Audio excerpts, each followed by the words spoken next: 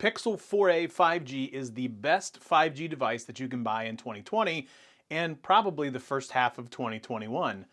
Let me tell you why.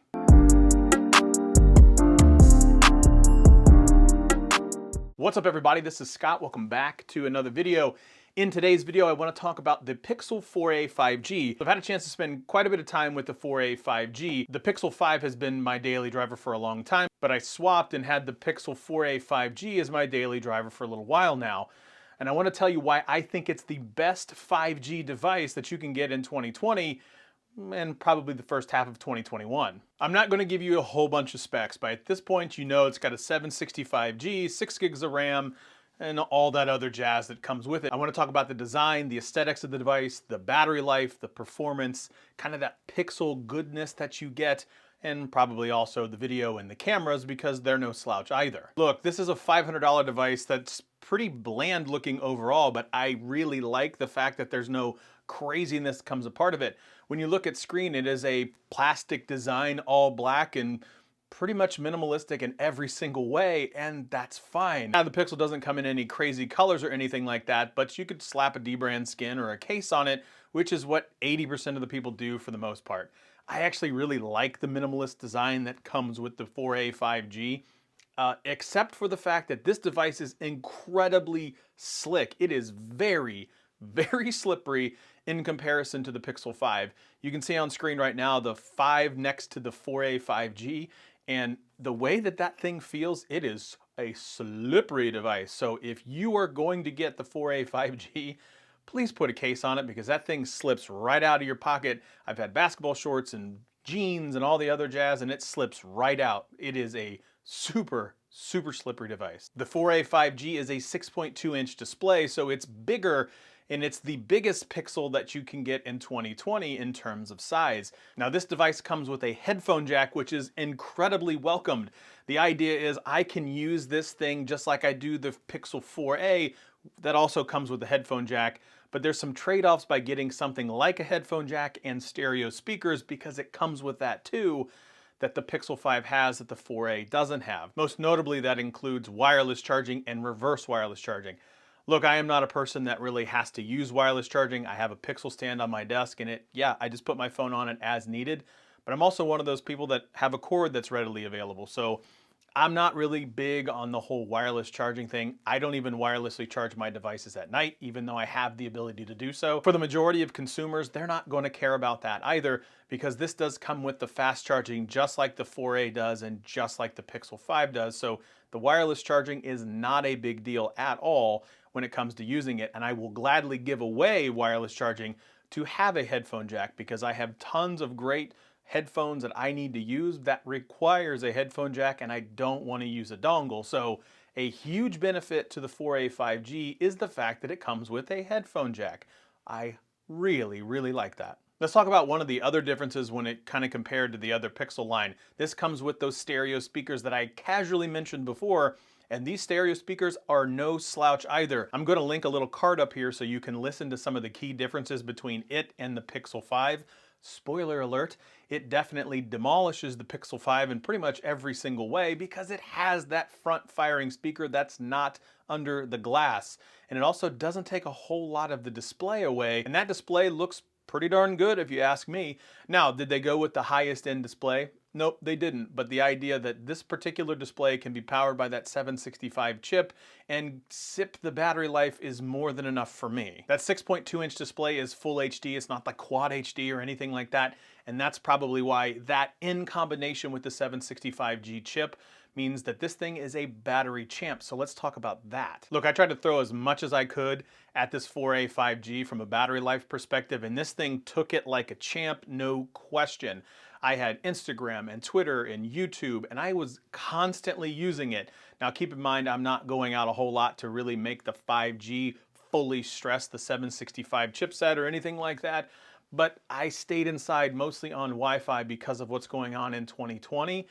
And I was routinely getting full day. I would get to the end of the day and I would have 25–30% battery life left. In my Pixel 5 videos, I talked about how good the Pixel 5 battery life is, and the 4A 5G is no different. I hear a lot of people asking in the comments, how's the battery life in the 4A 5G? It's just as good as the Pixel 5 and the Pixel 4a, which are the 3 battery champs in 2020, in my personal opinion, out of all smartphones. So let me just say this as clear as I can. If you buy the 4A, the 4A 5G, or the Pixel 5, battery life is not a worry for you. You will go literal days if you use the battery the right way. I am a power user using tons of music, streaming, Outlook for my work email, Gmail for my regular email, all the social medias, and I couldn't kill it in a day. And I really tried. I am overwhelmingly happy with the battery life that comes out of the 4A 5G. So what are some of the other benefits of the 4A 5G? You're getting all the exclusive pixel drops that come out. So there's this new adaptive sound that's going to be coming out here very shortly, and you're going to get the full benefit of all of that as well. And that's really where the software experience starts to excel. Of course, this is a Pixel. Let's jump outside and I'll show you what some of the videos and photos look like on the device right now. Okay, so I popped outside to a park and you can see this is obviously a selfie stick, one of those Joby selfie sticks, the Telepod, which I absolutely love. That's not the point. The point is I'm on a selfie stick walking front-facing camera, which is 1080p, 30 frames a second on the Pixel 4a 5G. So everything that you see here is done through the 4a 5G, the front-facing camera. Now let's flip this, do 4K 60 frames, well 4K 30 frames and 4K 60 frames a second so you can see what it looks like on the rear-facing camera. So the first thing that you see here is 4K 30 frames a second on the regular, just the 1X, just the regular old lens. Now what I want to do is do the ultra-wide. Now I'm flipping to the ultra-wide that you see here.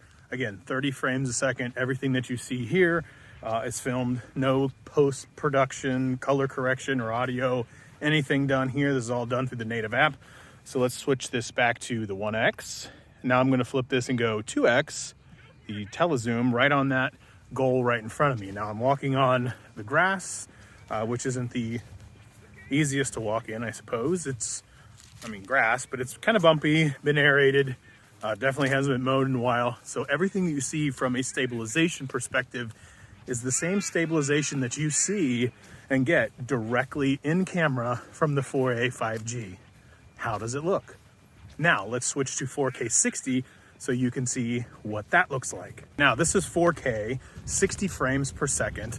Now when you do that, you lose the ability for ultra wide on the 4A 5G, which is what it is. So that's where some phones like the iPhone or the Samsung would definitely have the advantage.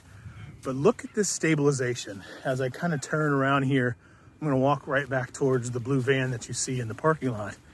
Look how good that stabilization is. It is freaking amazing. I've said it in all my other comparison videos. It's like this weird black magic. Now let's do 2X zoom. 2X zoom that you see, still 4K, 60 frames a second.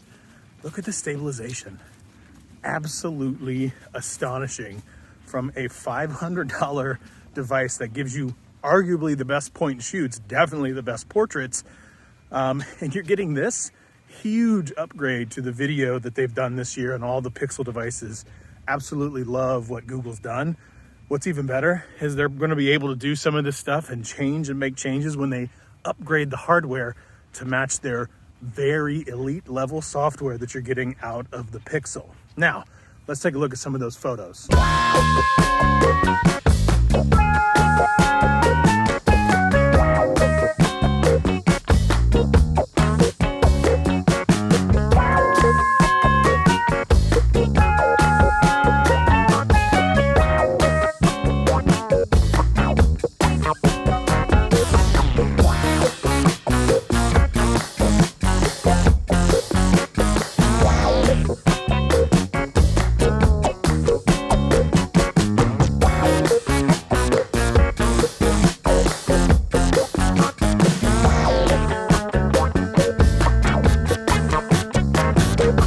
One of the questions I got was if I do nothing where I don't use a tripod at all and I'm actually holding it straight by hand, this is what you could expect. I'm holding it just in my hand.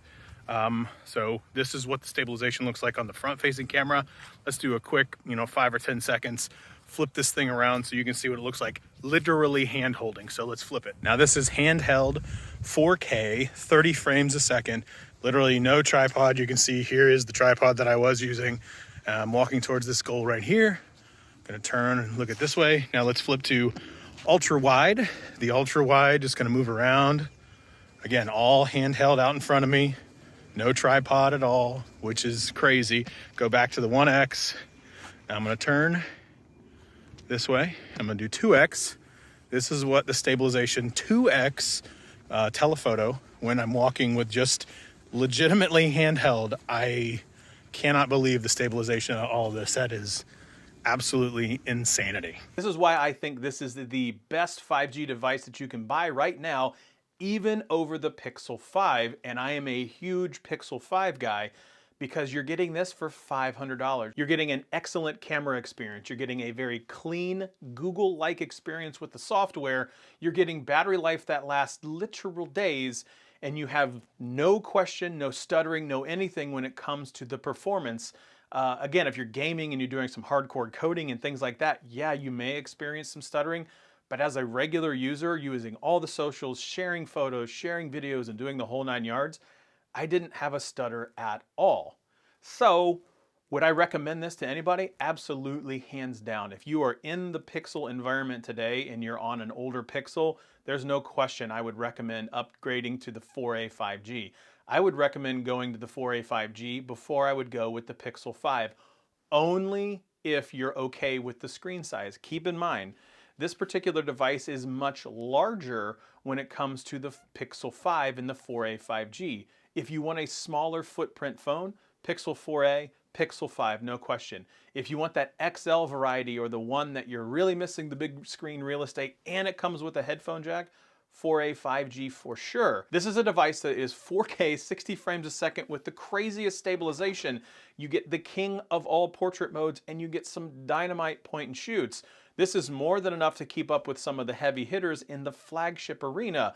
So yeah, I definitely love the experience when it comes to the camera and the video out of the 4a 5G. So at the end of the day, am I recommending it? Yep, no question, hands down. If you haven't tried a Pixel device, my recommendation is to try any of the 3 Pixels that come out in 2020, and I'll bet you may just stick with Google Pixel from here on out. So that's it, that's all I have. Thanks for watching. And as always, like, share, subscribe, thumbs up, leave a comment below, and we'll see you next time.